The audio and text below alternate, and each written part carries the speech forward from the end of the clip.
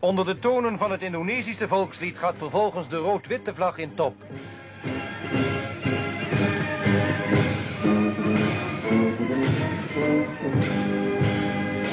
Onmiddellijk hierna vertrekt de heer Lovink naar het vliegveld Kemayoran om naar Nederland terug te keren.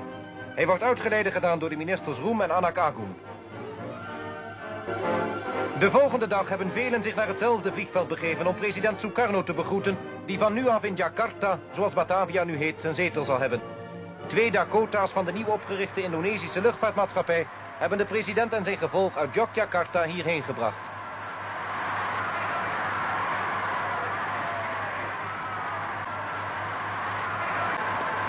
De kinderen van ingenieur Sukarno die met hem uit Jogja meekwamen vertrekken eerder.